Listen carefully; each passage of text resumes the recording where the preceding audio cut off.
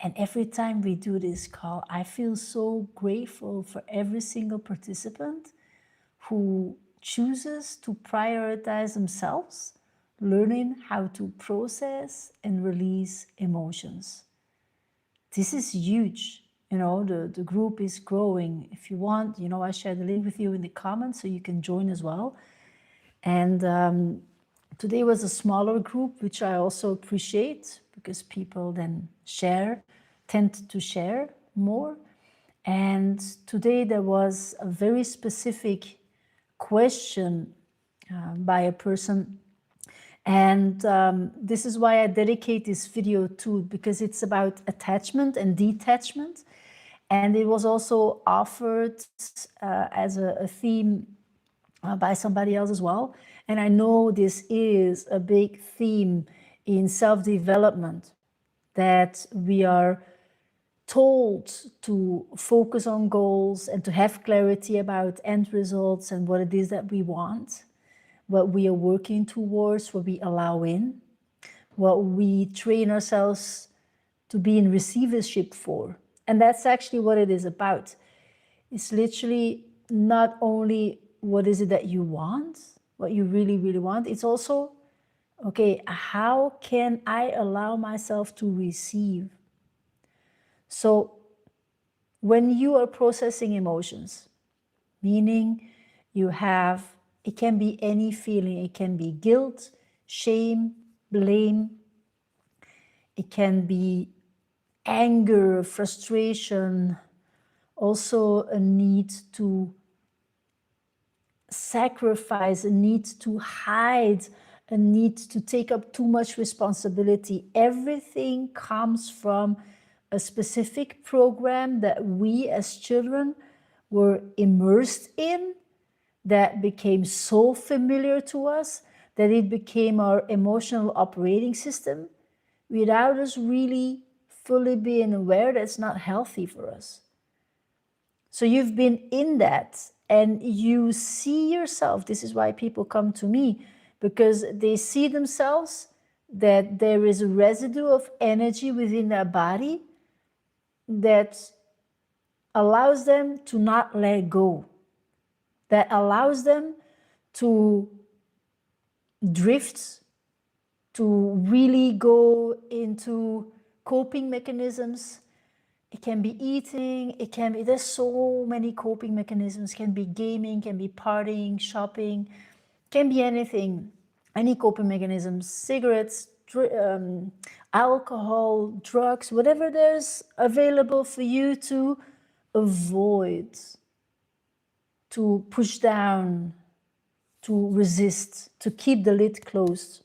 So when you come at some point, you say, I want for myself to really go where I was holding myself back. This is where you make big leaps. This asks for several things: vulnerability with yourself, honesty with yourself, perhaps a change of circles, a change of friends, a change of environment, a change of habits, of honesty with yourself, to say, you know what, this is not helping for me. This is more of a habit that I developed in order to deal with it. So when you're there and say, I really long to learn how to process this, then you're at the right spot, because you doing so will give you the means to process. So the attachment, the pull, the trigger, the stories you tell in your head, yourself in your head, they will get loose as you create space for it. You process it. You can be present with it. And by you doing so, what happens is that trigger, that pull, gets less intense. And automatically, when you do that, you level up your self-worth. You level up your self-esteem, as in those moments you will definitely understand if you're allowing yourself to be in situations that are unhealthy or healthy for you.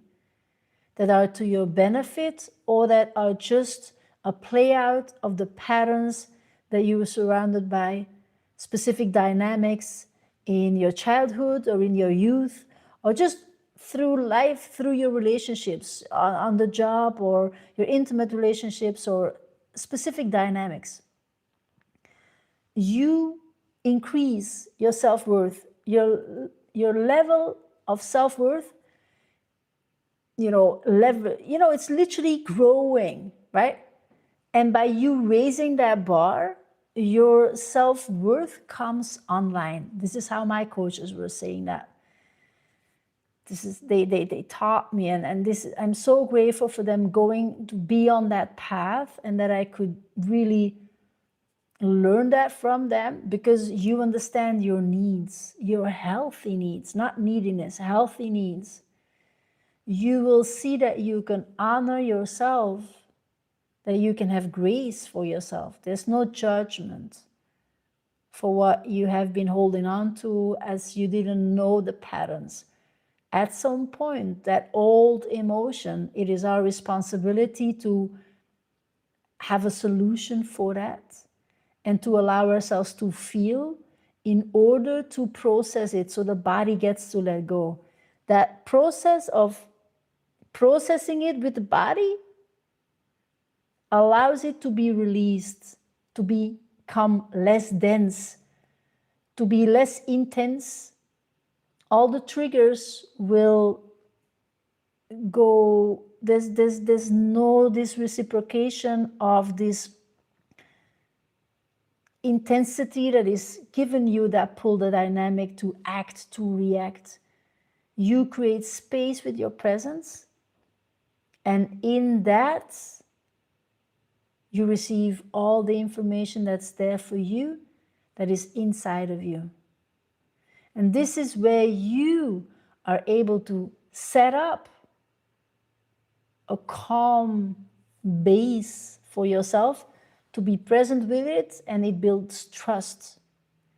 It builds certainty within yourself. You experience that you can be safe within yourself, and this is just gold. You feel whole within yourself, with no one else around you. Not that you don't need them. The neediness is gone. This is where your self-worth comes fully online, and you can see the dynamics. You can be with it without being triggered into solving, fixing. You can see it for what it is. You can embrace it. This is embodiment. This is where you change the patterns of conditioning, of generational conditioning as well, environmental conditioning, societal conditioning, and you can really allow to come online your authentic truth, what you stand for. And this automatically sets up detachment.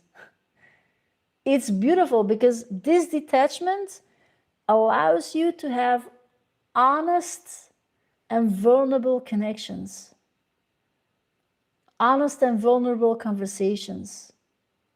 You can still take initiative without being too detached, because you know what your worth is. You know what you stand for. You know that you deserve specific things in your life. So you're not dismissing and rejecting and protecting yourself away from it. You just allow that in. And this is what I wanted to share with you, as I truly love the work that I do. And I see the benefits on a daily basis with my clients and myself, and on my calls as well. What it is that you are able to embody, to be, to remember who you are, without rejection, just deep remembrance of your essence, and then say, this is who I am, and I'm stepping into that being, embracing it, and bringing it forth. So that's what I wanted to share with you. I love that question. I love the focus of the people who join my calls. And if this resonates with you, then let me know in the comments. Let me know what is your takeaway from this share. And also you can join those Saturday calls. There's a masterclass coming up the 26th of June. Yes, that's a Friday at 10 a.m. Central European Time. It's all in Meetup. So I will share the link in Meetup, and also send me an email if you feel, yes, this is actually what I'm looking forward to learn. Because awareness alone is not enough. At some point, you know what you're dealing with. Then it is the question, where can you go deeper? Where is that space where you're seen and heard, where you get to be vulnerable and honest without judgment, and where there's accountability to show up to yourself? And by you doing so, everything else falls into place. Your relationships, your purpose, your health, because the body gets to restore that energetical residue by you going there. And you will have all the mental capacity to see it and to then take the initiative for you to move forward on your journey in honor and in grace of who you truly are. That's it. Talk to you very soon. Have a wonderful day. Bye-bye.